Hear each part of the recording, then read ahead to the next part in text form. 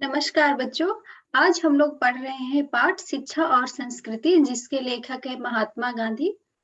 यह इस पाठ का भाग 2 है। इसके पहले की वीडियो में हमने लेखक परिचय और इस पाठ का पहला पेज पढ़ लिया था। तो मूलतः इस पाठ में लेखक यह कह रहे हैं कि हमारे शिक्षा का मतलब सिर्फ किताबी ज्ञान नहीं है, उसके साथ साथ आध्यात्मिक शिक्षा, हमारा व्यवहार, हमारा आचरण और भी बहुत कुछ है।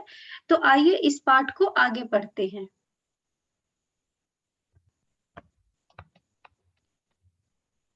आगे लेखक कहते हैं, आपको यह ध्यान में रखना चाहिए कि प्रारंभिक शिक्षा में सफाई, तंदुरुस्ती, भोजन शास्त्र, अपना काम आप करने और घर पर माता पिता को मदद देने वगैरह के मूल सिद्धांत शामिल हो। तो इसका मतलब यह हुआ कि प्रारंभिक शिक्षा यानी स्कूली शिक्षा है, उसमें पढ़ाई के साथ साथ साफ सफाई यानी खुद को कैसे स्वच्छ रखना है, कैसे अपने कमरे को स्वच्छ रखना है, इन सब की शिक्षा, और खुद को तंदुरुस्त यानी सेहतमंद कैसे रखना है, और भोजन पकाना आना चाहिए। तो मूलतः बच्चों को अपना काम स्वयं करना आना चाहिए और इसके साथ साथ माता पिता का सहयोग करना। इसका यह मतलब नहीं है कि आप बहुत बड़े कार्य में उनको मदद करें, जो भी छोटे मोटे कार्य जो भी आपसे संभव हो, माता पिता को आप लोग मदद करें। तो ये सब सिद्धांत भी बच्चों को प्रारंभिक शिक्षा में देना चाहिए। आगे है, मौजूदा पीढ़ी के लड़कों को स्वच्छता और स्वावलंबन का कोई ज्ञान नहीं होता और वे शरीर से कमजोर होते हैं। तो हालांकि अभी की जो सिचुएशन है, हालात है, वो बहुत बेहतर है। तो यह जब पाठ लिखा गया था तो बहुत पहले, तो बोल रहे हैं कि उस समय के जो मौजूदा पीढ़ी थे, या बहुत हद तक अभी भी हम बोलेंगे कुछ प्रतिशत में, लड़कों को खास करके स्वच्छता का ज्ञान नहीं था और ना ही स्वावलंबन। स्वावलंबन का मतलब क्या होता है? खुद पर निर्भर होना। तो इन दोनों ज्ञान नहीं था। तो जैसे कि लड़के लोग अपने कपड़े धोने के लिए, इन सब के लिए घर की महिलाओं पे आश्रित होते थे, या तो उनकी माताएं कर देती थी या तो बहनें, और या फिर जैसे खाना भी हो गया तो या तो माता पका के देती हैं या बहनें, या जो भी घर में महिलाएं मौजूद हो। तो वह चाहते हैं कि लड़कों को भी यह सब स्वच्छता और स्वावलंबन का ज्ञान होना चाहिए, और यह दोनों ज्ञान नहीं होने के कारण ही वह शरीर से कमजोर होते हैं। इसलिए लेखक आगे कहते हैं, इसलिए मैं संगीत में कवायद के जरिए उनको अनिवार्य शारीरिक तालीम दिलवाऊंगा। यानी कवायद मतलब हो गया कि भाग दौड़, कुछ कसरत, यानी संगीत के साथ उनको भाग दौड़ यानी शारीरिक व्यायाम कसरत दिलवाएंगे ताकि वह शरीर से मजबूत हो। आगे है, इस प्रकार कताई और धुनाई जैसे ग्राम उद्योग द्वारा प्राथमिक शिक्षा देने की मेरी योजना में कल्पना यह है कि यह एक ऐसी शांत सामाजिक क्रांति के अग्रदूत बने जिससे अत्यंत दूरगामी परिणाम भरे हुए हैं। तो कताई और धुनाई, तो यह दोनों जो व्यापार है, ये इसके संसाधन गांव में मौजूद होते हैं। यहाँ पे ग्रामोद्योग एक साथ था, लेकिन मेरा लैपटॉप ले नहीं रहा था, इसलिए ये अलग अलग लिखा हुआ ग्राम उद्योग। तो गांव में तो गांव के बच्चों को प्राथमिक शिक्षा में जो भी सिर्फ यहाँ तो लिखा हुआ है सिर्फ कताई और धुनाई, लेकिन यह ही नहीं, बल्कि जो भी छोटे मोटे इस तरह के जो भी कार्य है, या तो वो खेती से रिलेटेड हो या तो संबंधित हो, उन सब को बच्चों को प्राथमिक शिक्षा में सिखाना चाहिए, ताकि आगे जाकर वह छोटा मोटा व्यापार कर सके, जिससे उनको जीवन में आगे सहारा मिले। और वही जो लोग, तो यह सब शिक्षा देने की उनकी कल्पना क्या थी, ताकि वह जो बच्चे सीखे, आगे जाकर वो लोग ऐसे समाज के क्रांति के अग्रदूत बने। क्रांति मतलब बदलाव होता है, तो ऐसे सामाजिक परिवर्तन के अग्रदूत यानी नेता बने, जिसका है बहुत ही सुंदर परिणाम आगे भविष्य में है। इससे होगा क्या? इससे नगर और ग्राम के संबंधों का एक स्वास्थ्यप्रद और नैतिक आधार प्राप्त होगा, और समाज की मौजूदा आरक्षित अवस्था और वर्गों के परस्पर विश्वास संबंधों की कुछ बड़ी से बड़ी बुराइयां दूर करने में बहुत सहायता मिलेगी। तो इससे होगा क्या कि ये सब जो छोटे मोटे व्यापार जो कि गांव में भी हो सकते हैं, इससे ये लोग आत्मनिर्भर होंगे। और उससे क्या होगा कि उनकी आर्थिक स्थिति भी सुधरेगी। तो ये जो दोनों वर्गों में, जो बहुत गरीब हो गए, अमीर हो गए, इन दोनों वर्गों में जो संबंध है वह बेहतर होगा और समाज से बहुत सारी बुराइयां दूर होगी। क्योंकि ज्यादातर बुराइयां इसलिए मौजूद होती है क्योंकि सभी को सारी सुविधाएं नहीं मिलती है। सुविधा तो आएगी आर्थिक मदद से, और आर्थिक आर्थिक पक्ष कब मजबूत होगा? जब वो कोई भी व्यापार करेंगे। तो इसलिए ये जो छोटे मोटे ग्राम उद्योग है, इससे बहुत ही सुंदर समाज का निर्माण होगा और यह जो हमारे वर्गों में भेदभाव है वह भी दूर होगा। और भी क्या क्या होगा इससे आगे देखते हैं। इससे हमारे देहातों दिन दिन बढ़ने वाला ह्रास रुक जाएगा और एक दिन ऐसे आर्थिक न्यायपूर्ण व्यवस्था की बुनियाद पड़ेगी जिसमें गरीब अमीर का अप्राकृतिक भेद ना हो और हर एक के लिए गुजर के लायक कमाई और स्वतंत्रता के अधिकार का आश्वासन हो। यानी इससे क्या होगा? देहात यानी जो गांव के क्षेत्र होते हैं उनको देहात बोलते हैं। तो देहात में क्या होगा कि दिन दिन यानी प्रतिदिन वो जो ह्रास का मतलब होता है कमी होना। तो ये जो ह्रास का मतलब यह भी मतलब होगा कि हालात बद से बदतर होते जा रहे हैं दिन प्रतिदिन। तो ये बोल रहे हैं कि इससे क्या होगा, जो अभी जो देहातों के हालात बद से बदतर हो रहे हैं वह रुक जाएंगे, यानी स्थिति में सुधार हो जाएगी। और एक दिन ऐसा आर्थिक न्याय यानी सबको आर्थिक न्याय मिलेगा। आर्थिक न्याय कब मिलेगा? जब सबके पास लगभग, बराबर तो नहीं हो सकता लेकिन लगभग बराबर सबके पास आर्थिक स्थिति सबकी अच्छी होगी, सबकी कमाई होगी, ताकि सभी को सारी सुविधा मिल सके। तो ये सब व्यापार से गांव देहात के हालात बेहतर होंगे, एक आर्थिक न्यायपूर्ण व्यवस्था की नींव पड़ेगी, शुरुआत होगी। और अमीर गरीबी में अप्राकृतिक भेद क्यों बोला गया है? क्योंकि यह पहले से मौजूद नहीं है।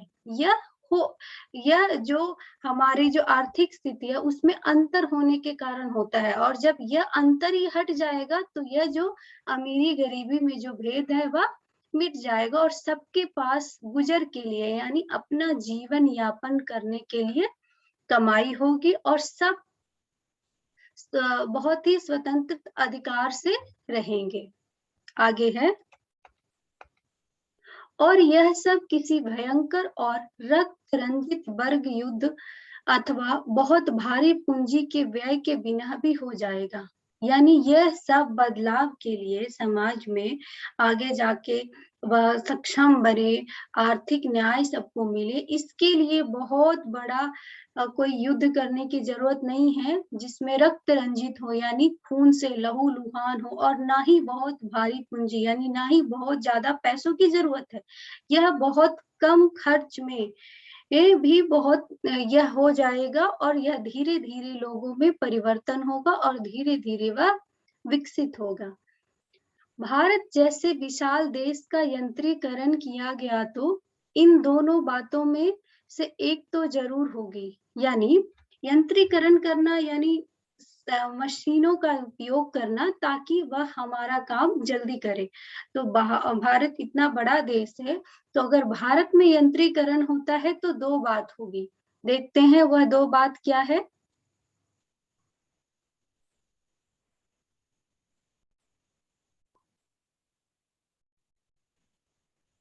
तो क्या होगा, मेरी योजना में विदेशों, यहाँ पे दो बार टाइप हो गया है। मेरी योजना में विदेशों से मंगाई हुई मशीनरी या वैज्ञानिक और यांत्रिक दक्षता पर भी लाचार होकर निर्भर करने की जरूरत नहीं पड़ेगी। यानी यंत्रीकरण हो जाएगा, यानी हम लोग अपना मशीन खुद बनाने लगेंगे। तो हम लोग जो अभी विदेशी मशीनों पे जो निर्भर है, हम लोग एकदम उस पर निर्भर है, वह नहीं होगी। यानी वह लाचारी हमारी दूर हो जाएगी। और दूसरी बात क्या होगी, आखिर बात यह है कि बड़े-बड़े विशेषज्ञों की बुद्धि की जरूरत न होने के कारण एक तरह से जनसाधारण के भाग का निपटारा स्वयं उन्हीं के हाथों में रहेगा। यानी अगर हम लोग अपना मशीन खुद बनाना शुरू कर दे तो हम लोग अपने खुद के मालिक होंगे, हम लोग किसी पे निर्भर नहीं रहेंगे, किसी पे आश्रित नहीं होंगे और इससे हम लोग और विकसित करेंगे। यह कब होगा? जब हम लोग अपना सारा काम स्वयं करेंगे और यह तभी होगा जब बच्चों में स्कूली शिक्षा के साथ-साथ उनको यह सब शिक्षा भी दी जाएगी। आगे है, जब भारत को स्वराज्य मिल जाएगा, तब शिक्षा का क्या ध्येय होगा? यानी उस समय तो जब यह लिख रहे थे लेखक यह पाठ, तो उस समय तो भारत आजाद नहीं था, तो उस समय वो प्रश्न कर रहे हैं कि जब भारत आजाद हो जाएगा, भारत को यह स्वराज मिल जाएगा, तब हमारे शिक्षा का उद्देश्य क्या होगा? उत्तर उन्होंने स्वयं लिख दिया है, चरित्र निर्माण। यानी जब भारत आजाद हो गया है, जब हो जाएगा, तब हमारे शिक्षा का उद्देश्य होगा चरित्र निर्माण। कैसा चरित्र? यह लिखा है उन्होंने, मैं साहस, बल, सदाचार और बड़े लक्ष्य के लिए काम करने में आत्मोत्सर्ग की शक्ति का विकास कराने की कोशिश करूंगा। यानी कैसा कैसा चरित्र होना चाहिए? बच्चों में साहस होना चाहिए, बल यानी वह निडर होने चाहिए, बल यानी मजबूत होने चाहिए, सदाचार यानी उनका आचरण अच्छा होना चाहिए, बड़े लक्ष्य के लिए काम करने के लिए आत्मोत्सर्ग यानी आत्मसमर्पण, अपने आप को न्यौछावर कर देना। यानी जो भी बड़े लक्ष्य, जैसे कि अगर आपका लक्ष्य है कि आपको परीक्षा में अच्छे नंबर से पास होना है, तो उसके लिए आपको आत्मसमर्पण करना पड़ेगा ना, आपको दिन रात लगकर पढ़ना पड़ेगा अपनी पूरी शक्ति लगा के। तो यह सब बच्चों में यह गुण डालना चाहिए कि उन्हें निडर बनाना है, ताकि साहसी बने, बल मजबूत हो शरीर से, उनका सदाचार यानी आचरण अच्छा हो और अपने आप को अपना लक्ष्य प्राप्त करने के लिए पूरे समर्पण के साथ मेहनत करने के लिए ये तैयार रहे। आगे है, यह साक्षरता से ज्यादा महत्वपूर्ण है। जाहिर सी बात है, अगर ठीक है आपको पढ़ना लिखना आता है लेकिन आप साहसी नहीं है, आप शरीर से मजबूत नहीं है, आप आत्मसमर्पित नहीं है, मतलब यानी अगर आप को कोई काम दिया जाए तो वह आप पूरे मन श्रद्धा से नहीं करते हैं, तो क्या वह शिक्षा का उपयोग हो पाएगा? नहीं। तो इसलिए यह सब जो गुण है, साहसी, निडरता, आत्मोत्सर्ग, यह सब शिक्षा से भी ज्यादा महत्वपूर्ण है। किताबी ज्ञान तो उस बड़े उद्देश्य का एक साधन मात्र है। बार-बार ये लेखक कर रहे हैं कि जो हमारा जो किताबी ज्ञान है वह एक साधन है, ना ये संपूर्ण शिक्षा है, ना शुरुआत है और ना ही अंत है। यह बस एक साधन है।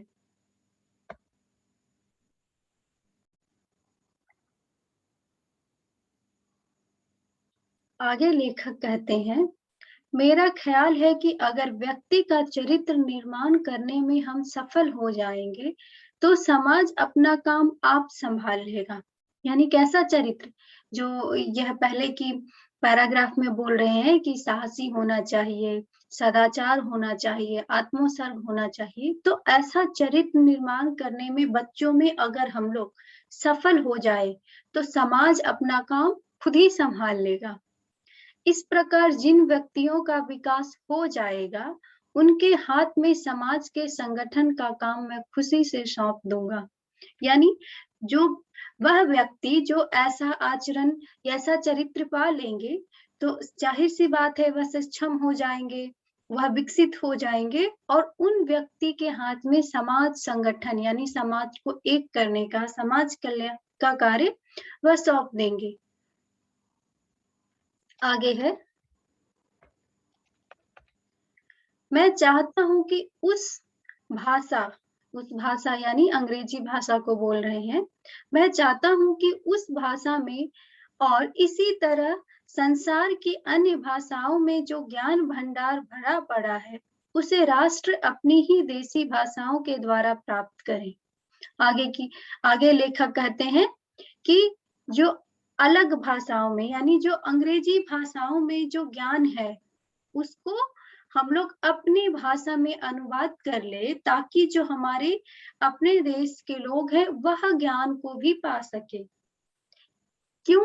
क्योंकि क्या होगा कि अगर हमको अंग्रेजी भाषा नहीं आती है, हमें केवल हिंदी आता है या केवल बंगाली आता है, तो क्या होगा, जो दूसरे भाषा में अंग्रेजी भाषा में जो ज्ञान है, उसको हम लोग नहीं ले पाएंगे। और अगर हम लोग सीखने जाते हैं, तो पहले तो हमारी ऊर्जा उस भाषा को सीखने में जाएगी, तब जाके वह फिर वह पुस्तक पढ़ेंगे, तब हमें वह ज्ञान होगा। तो इससे बेहतर क्या होगा, लेखक कहते हैं कि उन सबको हम अब लोग अपनी ही राष्ट्रभाषा में प्राप्त कर ले। आगे है, मुझे रविंद्रनाथ की अपूर्व रचनाओं की खूबियां जानने के लिए बांग्ला सीखने की जरूरत नहीं। यानी रविंद्रनाथ जी एक बंगाली लेखक है, तो वह बोलते हैं कि उनकी जो भी रचनाएं होंगी वो बांग्ला में होंगी, तो वह बोलते हैं उनकी रचनाओं को पढ़ने के लिए इन्हें बांग्ला सीखने की जरूरत क्यों है, क्योंकि उनकी रचनाएं तो अच्छे अनुवाद में इनको मिल जाएगी। यानी जो भी इनका भाषा है उसमें हिंदी हो गया जैसे, तो उसमें मिल जाती है, तो उसके लिए वह बांग्ला क्यों सीखे। या फिर गुजराती लड़कों और लड़कियों को टॉल्स्टॉय की छोटी छोटी कहानियों से लाभ उठाने के लिए रूसी भाषा सीखने की आवश्यकता नहीं। यानी जैसे कि गुजराती बच्चे को टॉल्स्टॉय ये रूसी भाषा में लिखते थे, तो इनकी कहानियां पढ़ने के लिए रूसी भाषा की सीखने की जरूरत नहीं है, क्योंकि वह भी हिंदी भाषा में अनुवाद किया जा सकता है और हम लोग वह पढ़ लेंगे, क्योंकि हमें तो मतलब है कहानी पढ़ने से। उन्होंने जो अपने पुस्तक में जो लिखी है, जो ज्ञान की बात कही है, उसको जानने से मतलब है, ना कि वो किस भाषा में लिखा हुआ है। वह तो उन्हें अच्छे अनुवाद के जरिए सीख लेते हैं। अंग्रेजों को यह गर्व है कि संसार में जो उत्तम साहित्य उत्पन्न होता है, वह प्रकाशित होते होने के, यहाँ पे 2 बार टाइप हो गया है, वह प्रकाशित होने के 1 सप्ताह के भीतर सीधी सादी अंग्रेजी में उस राष्ट्र के हाथ जाता है। लेखक कहते हैं कि अंग्रेजों को इस बात का बहुत ही गर्व रहता है, उन्हें इस बात का बहुत घमंड रहता है कि क्या होता है कि बाकी सारे देश में जो भी कुछ भी अगर छपता है, तो वह 1 सप्ताह के अंदर वो अंग्रेजी में छप के अंग्रेजी भाषा में अनुवाद होके उनके देश में आ जाती है। तो ऐसा ही कुछ हम लोग अपने देश में भी कर सकते हैं। शेक्सपियर और मिल्टन ने जो कुछ सोचा या लिखा, उसके उत्तम भाग को प्राप्त करने के लिए मुझे अंग्रेजी सीखने की जरूरत क्यों हो। लेखक कहते हैं कि शेक्सपियर और मिल्टन ये दोनों अंग्रेजी के लेखक है, तो इन्होंने जो भी लिखा होगा अंग्रेजी में, तो इनके उत्तम भाग यानी इन्होंने जो अपनी रचनाओं में लिखा है, उससे ज्ञान लेने के लिए इन्हें अंग्रेजी सीखने की जरूरत क्यों। हमारे लेखक यह भी चाहते हैं कि जो अन्य भाषाओं में, यानी जो अन्य देश की भाषाएं हो गया, अंग्रेजी हो गया, रूसी हो गया, कुछ भी हो गया, उसका ज्ञान भी हमें मिले, लेकिन उसके लिए हम लोगों को अंग्रेजी सीखने की जरूरत नहीं है या दूसरी भाषा सीखने की जरूरत नहीं। यहाँ पे देखिए, आप लोग गलत मतलब नहीं लीजिएगा कि हमें अंग्रेजी नहीं पढ़ना है। इनका कहने का ये मतलब है कि जैसे कि आपको 10-15 देशाओं के रचनाएं पढ़ना है, तो आप पहले क्या करिएगा कि सारे भाषा को सीखिएगा, तब उनकी रचना को पढ़िएगा। तो ऐसे तो बहुत समय लगेगा, पहले आपका समय जाएगा भाषा सीखने में। तो ये बोलते हैं कि या तो आप क्या करें, उस भाषा को ना सीखे, आप उनके अनुवादित जो पुस्तक है, जो आपके भाषा में जो उपलब्ध है, उसको ले लें और उसको पढ़ लें। और यह सब हमें अगर अनुवाद में उपलब्ध नहीं है, तो उसका उपाय भी इन्होंने आगे बताया है। यह अच्छी मितव्ययिता होगी यदि हम विद्यार्थियों का एक अलग वर्ग ऐसा रख दें जिसका काम यह हो कि संसार की भिन्न-भिन्न भाषाओं में से सीखने की उत्तम बातें वह जान ले और उसके अनुवाद देसी भाषाओं में करके देता रहे। तो आगे लेखक कहते हैं कि यह बहुत अच्छी बात हो जाएगी, हम लोग क्या करें, एक तरह से एक डिपार्टमेंट बना दें, एक बच्चों को संगठित कर दे कि वह उनका काम क्या हो कि वह अलग-अलग भाषा सीख लें ताकि वह अन्य देश की पुस्तकों में जो भी ज्ञान हो उसको ग्रहण कर ले और उसको अनुवाद करके ये हमारे भाषा में लिख दे ताकि अन्य लोग प्राप्त कर सके। तो यानी यह जो दूसरी भाषा है वह कौन सीखेगा? वह बस वही बच्चा सीखेगा जिसको यह कार्य दिया गया है। तो उस बच्चे को दोनों भाषा आना चाहिए। एक जिसमें उसको अनुवाद करना है, जिसमें हमें वो पुस्तकें प्राप्त होगी और वो भाषा भी जिस भाषा में पुस्तक छपी है। तो इससे क्या होगा, बस वह बच्चे को बस भाषा सीखने की जरूरत है, हमें तो वह ज्ञान मिल जाएगा। तो आजकल होता है जिसको ट्रांसलेटर बोलते हैं, तो यह उसी की बात कर रहे हैं कि क्या करें, यह हम लोग यह एक अलग वर्ग ही बना दें बच्चों का जिनका काम सिर्फ यही काम हो कि अन्य जो देश में जो भाषाओं में जो पुस्तक है उसको वह लोग पहले वह पढ़े और उसको अपनी भाषा में अनुवाद करें। तो आज के लिए इतना ही, आगे हम लोग मिलेंगे फिर से इसी पाठ को पढ़ने के लिए। धन्यवाद।